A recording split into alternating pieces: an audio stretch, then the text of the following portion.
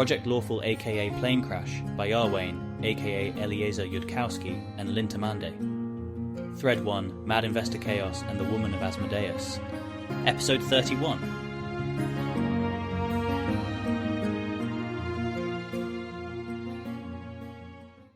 The banquet hall of the Archduke's summer villa is spacious and extravagant, and with all of the torches going, it is slightly terrifying. Or maybe it only feels that way because they've been gathered here after Keltham left. All of them except Carissa, who's with Keltham, and Ione, who, whatever happened with Nethys. And there's security at the doors, and if you did decide to kill them all, you'd maybe do it like this, is the thing. When the priest of Asmodeus announces that they've been gathered here to sell their souls to Hel Meretzel, is extraordinarily relieved. That is one of the best possible explanations for all the important people gathered round, really. And it explains Ione's absence without postulating she's been executed. Probably, if you are an oracle of one god, you can't sell your soul to another. It's said that the servants of other gods are worthless rubble to Asmodeus, fit only to be flattened into the paving stones of the streets of hell by the stamping of millions of worthier feet. But that's Ione's problem. Meretzel does not have that problem.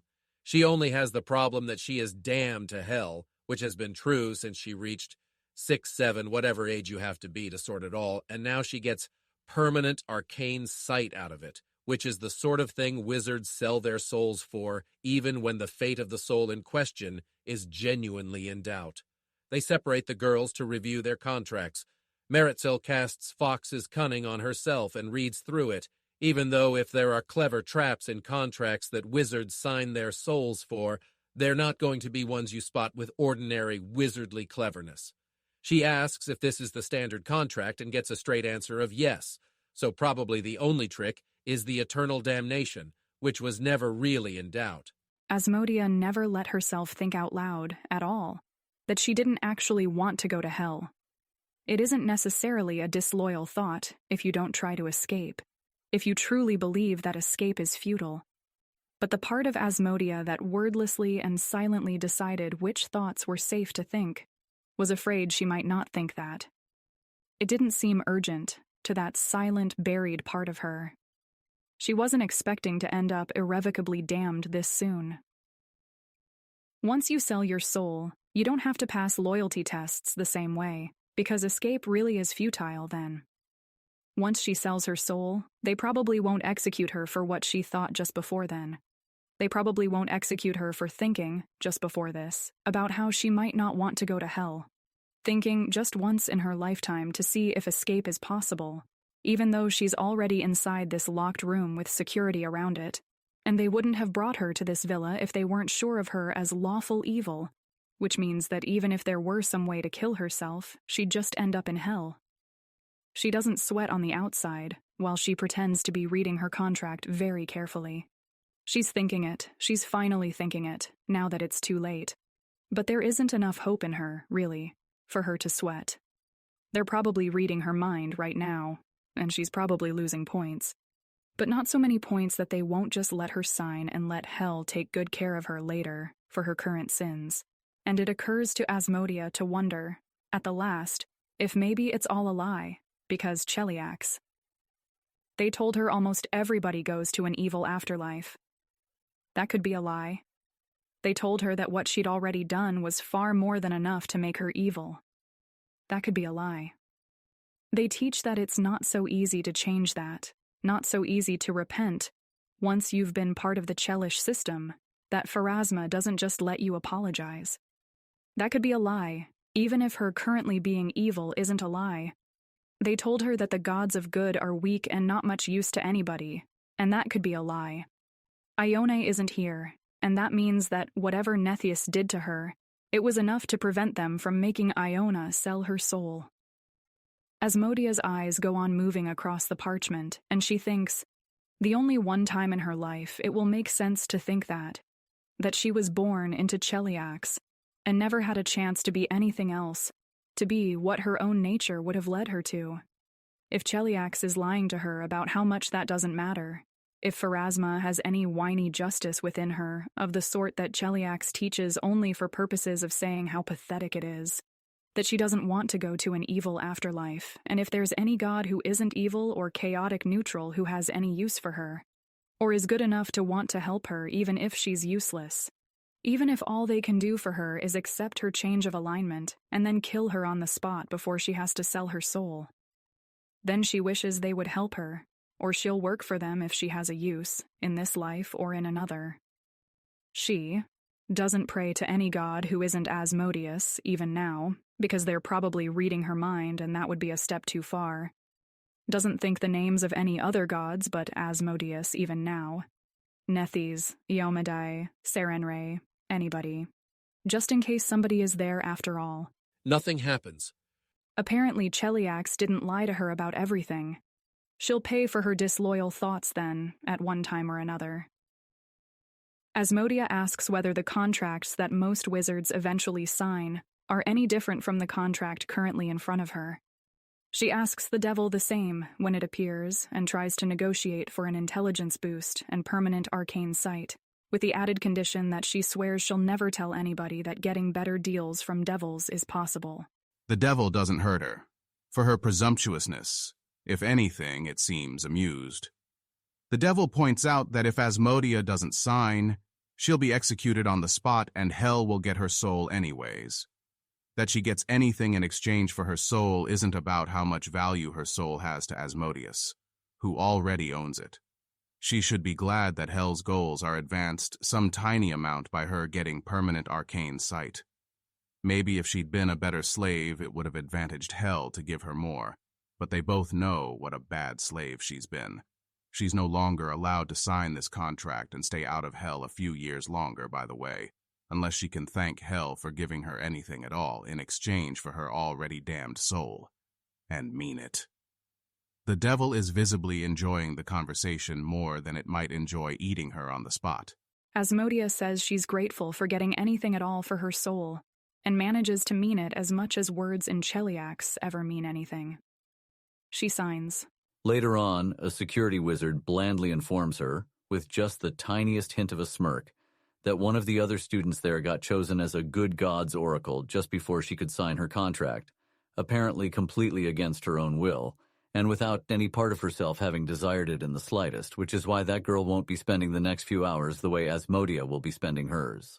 Asmodia is surprised by just how deep of a surge of hatred wells up inside her, for that other girl, and for the gods of good, even as she bows her head in acquiescence.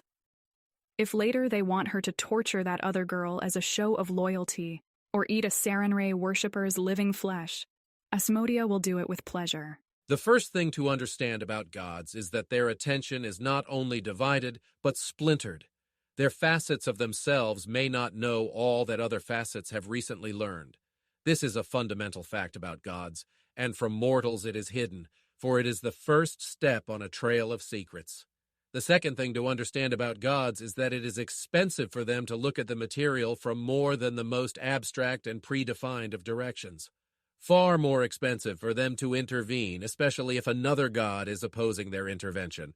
This is partially a fundamental fact and partially stems from bargains that gods must make, shapes into which they must place themselves, to become gods without being destroyed by other gods. The third thing to understand about gods is that by far the most common equilibrium of their many conflicting interests is that all parties involved end up doing nothing to the material. This saves the energy and intervention budget of all parties. It seems likely that somebody or something made that be true, so that a place such as the prime material could be. That selector may have been Pharasma, or it may have been something beyond even her that determined the shape of her own desires and powers. Nethys, for reasons which may soon become clearer, sometimes behaves as an exception to those rules. Otolmens is also something of an exception, in her own way. She is called goddess by those who lack finer categories, but she is something older than that, something that came into existence along with or shortly after the multiverse. Compared to intervening on reality, it is energetically cheaper for gods to talk to each other, seeking rare exceptions to the equilibria in which their conflicting wills neutralize. This leaves a cost of attention, but not every such conversation need consume the whole attention of a facet. Facets of gods can split off even tinier subfacets to try conversing with other gods' subfacets. Most of those potential conversations never get anywhere and are discarded. Sometimes they lead somewhere interesting, and those possible conversations are then reconsidered by larger facets. You could consider them as hypothetical conversations in a way, or pseudo-hypotheticals. They do actually happen, but usually not in a way that affects anything. The pseudo-hypothetical messages that these splinters of splinters trade between each other are sometimes so small and simple that they approach not spoken mortal voices, but mortal writing, though they are not, of course, mortal language of any kind. Irori has initiated pseudo-hypothetical chat. Nethys has joined the chat. Otolmens has joined the chat. Asmodeus has joined the chat. Abadar has joined the chat. Greetings, Nethys. Hey, Irori, what's up? Not that part of me doesn't already know. I know everything, just not all of me knows all of it at once. As the god currently on best terms with both you and Otolmens, I've been pseudo-hypothetically asked by Abadar and Asmodeus to intercede between the two of you before this escalates further. Should I go get Nethys? Yes, please. Nethys has left the chat. Nethys has joined the chat. Hey, Irori, what's up? Not that part of me doesn't already know. I know everything, just not all of me knows all of it at once. As the god currently on best terms with both you and Otolmens, I've been pseudo-hypothetically asked by Abadar and Asmodeus to intercede between the two of you before this escalates further.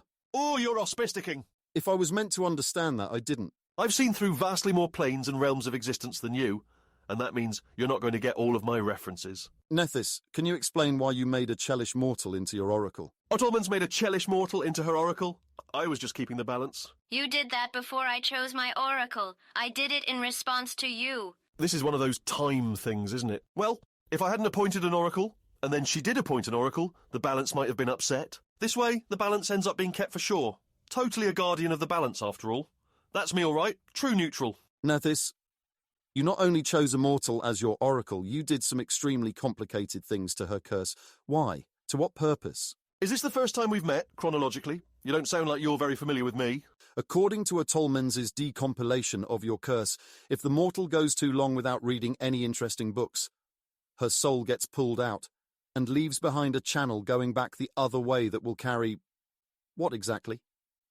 It depends on the exact circumstances, but nothing elaborate by default. Just a giant flood of energy that should wipe out everything in a half-mile radius. What? That's right. I figured out how to rig oracles to explode. Isn't it great? Read or die, Ione. Read or die. Every single positive thing that has ever come of giving mortals free will, and I'm not saying there were more than 0 of those, has been more than counterbalanced by the part where one of those mortals turned into this.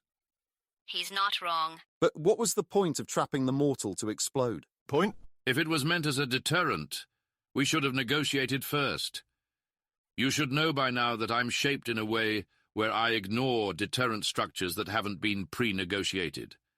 It's a very legible fact about me. Seriously, Nethys, this is not how gods should conduct themselves. It's not meant as a deterrent. It's meant as an explosion. Do you take me for a fool, Nethys? The fact that part of you intrinsically values explosions is not going to deceive me about whether some other part of you might have expected that putting the first part in charge of your oracle's curse configuration would act as a deterrent to me. I am not shaped in a way that incentivizes attempted deterrence like that. I am going to act exactly as if your exploding squirrel is incapable of influencing me towards any course of action you might have preferred over my default action. If that sets it off, I will regard it as an unnegotiated attack by you. But you promised not to deliberately hurt 2 of the nearby mortals. My disregard of non-negotiated deterrent structures does not contravene my compacts with either Abadar or Irori. I acknowledge this. I acknowledge this. I do not. One single error in this sort of thinking is exactly how all of reality could end up actually being destroyed outside of counterfactuals. Every god here understands that, except apparently for Nethys. That's because you're all lawful, lawful boring. It's pronounced sane. Courtesy, please, all of you. Enough of this. Why did you make that mortal an oracle? What was your intent? You'd have to ask whichever part of me originally did that. Can you say which part of you did do it, Nethys? What kind of answer are you looking for? I don't exactly come with serial numbers. Was it the destructive part of your nature? I think that is the key question here. It was obviously a part of myself that liked gigantic explosions, but that's not narrowing it down by much. I mean, you can love explosions because they're destructive, or because they're so pretty and glowing and colourful, or because the explosion shows off great technical skill in making whatever it is that exploded, or because explosions can reveal how reality works at high energies, or because hearing about enormous explosions can inspire students to be awed by the potential of magic and study more of it. Would you like me to continue listing the possibilities for how many different aspects of Nethys it could have been? No. I am only interested in knowing whether it was done by the part of Nethys that occasionally tries to explode all of reality and has to be stopped by the rest of yourself and sometimes me.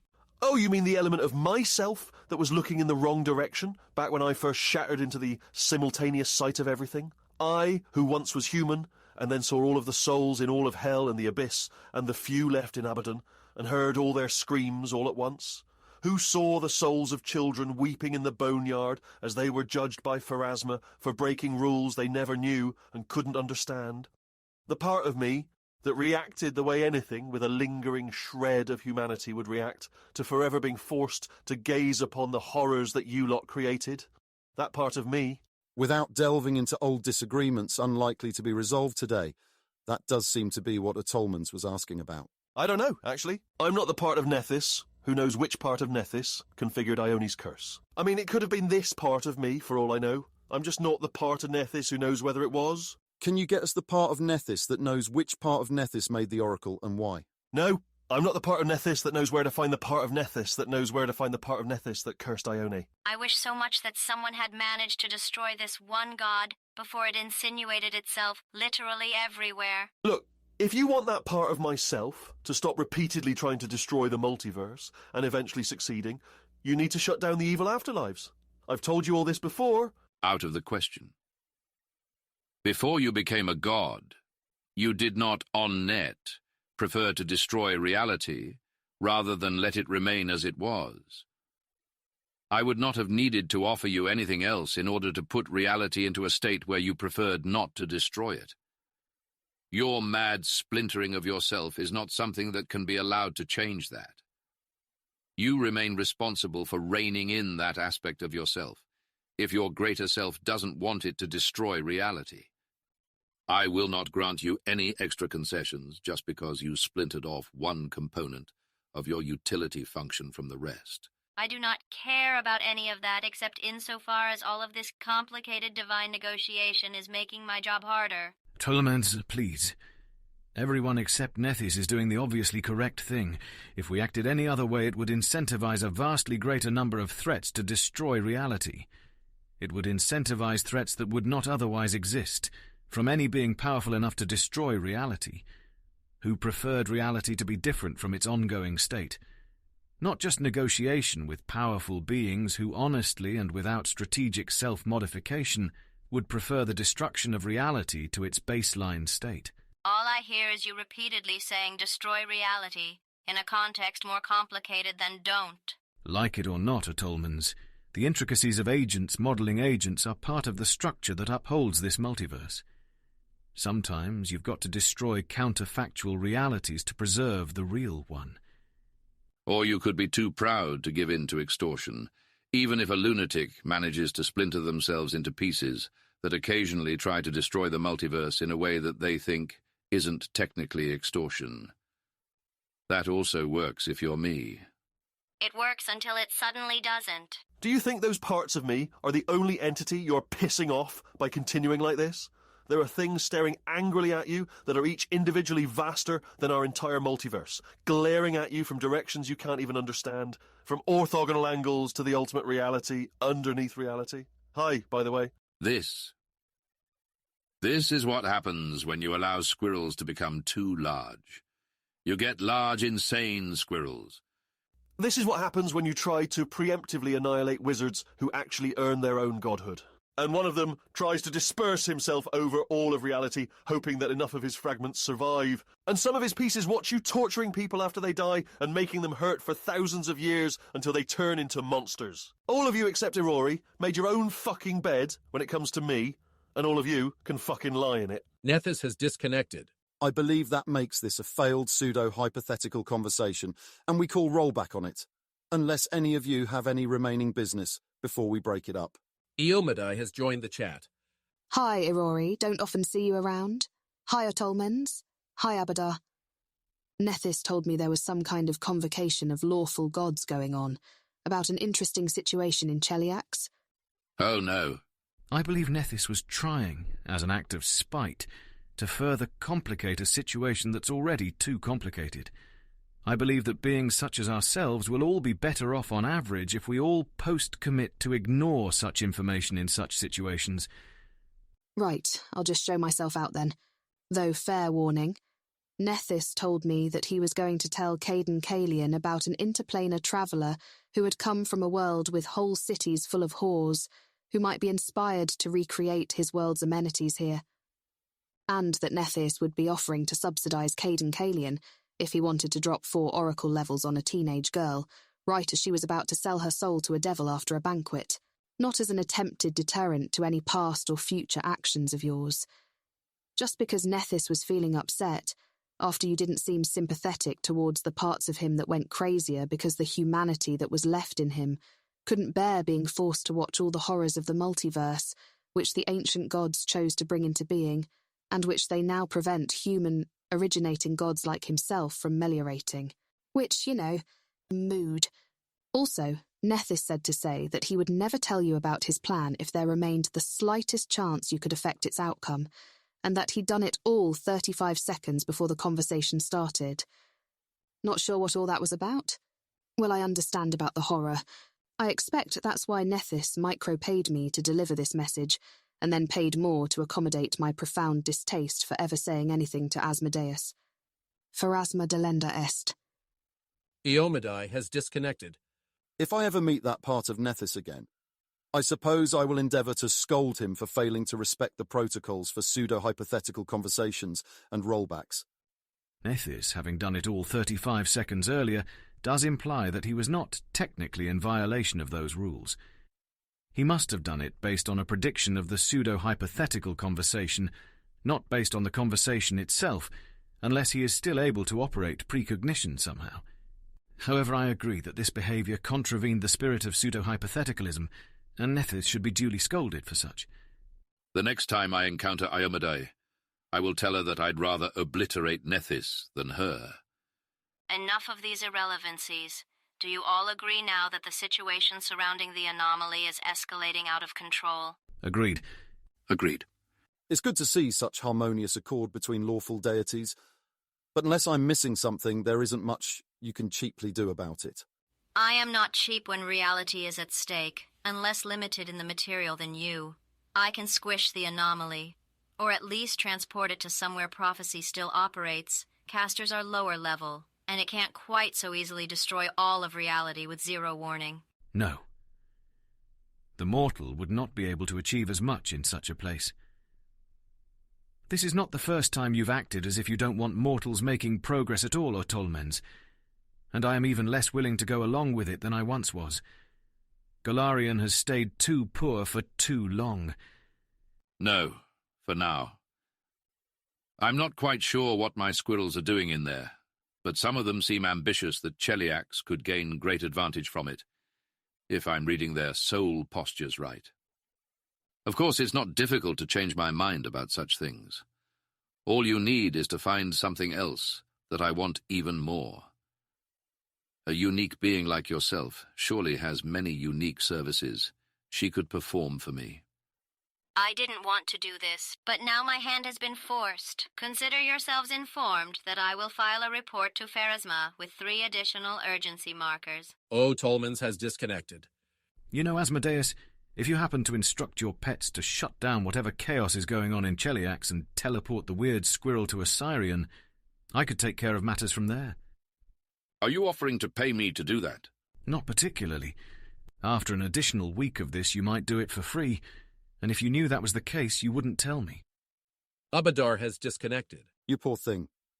If only you were a sort of entity who didn't conceal so much information and play so adversarially while trying to get other entities to cooperate with you.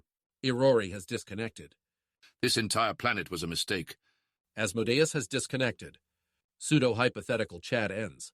Frankly, Ferrer Mayol is not having a great day. Going on mind-reading reports, the girl who just got oracled is probably the single most loyal Asmodean among that entire group. Possibly the most loyal Asmodean in the entire villa. She'd heard of Elysium, and she didn't like it. She pleaded of her own will, absolutely sincerely so far as anyone can tell by reading her mind, to be maledicted if she needs to be executed, to make certain she ends up in hell.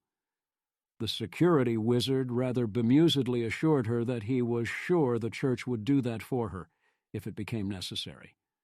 Mayol himself isn't even sure the girl would go to Elysium in the first place, with her own alignment so opposed and her so vehemently rejecting the god who oracled her.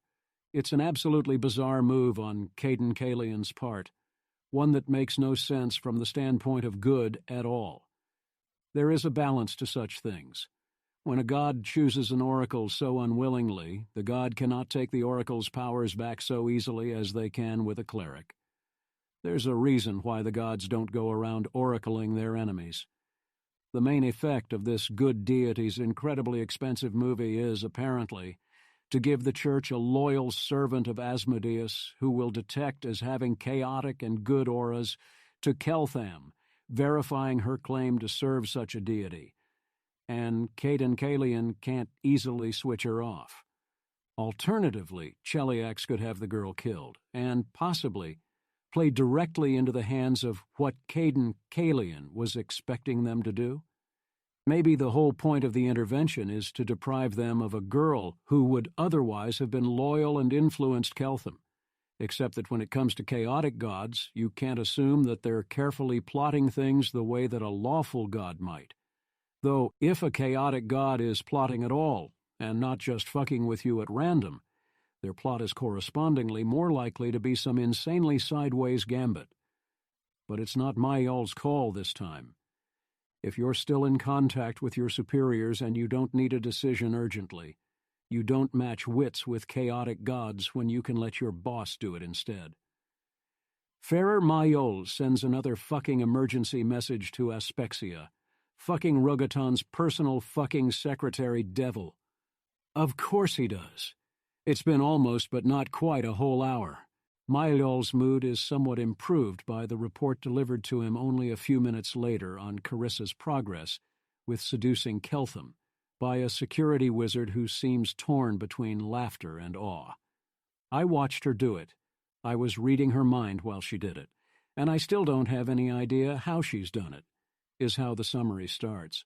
The underling goes on to describe what sounds like incredible incompetence at appearing or being seductive by Sever, who lacks all but the most primitive honeypot training, but you'd still think some things would be more obvious, like not starting theological arguments in the middle of sex. The report continues on through Keltham catching Sever out on her incompetently faked responses.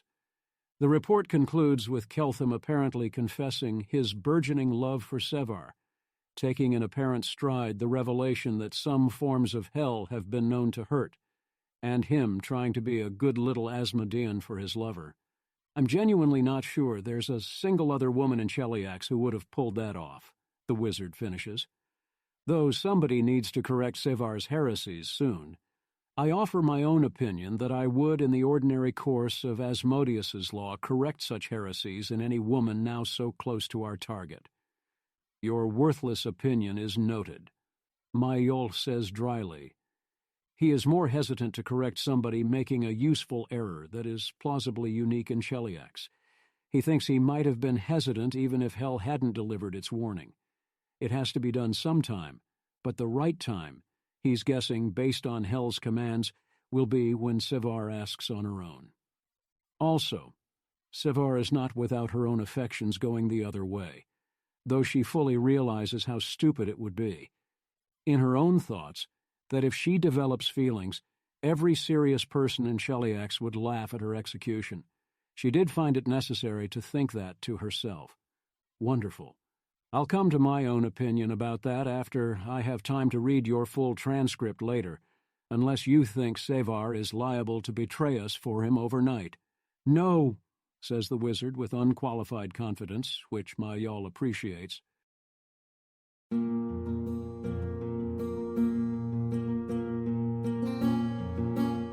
If you wish to support this AI reading and others like it, please visit patreon.com/AskWhoCastsAI.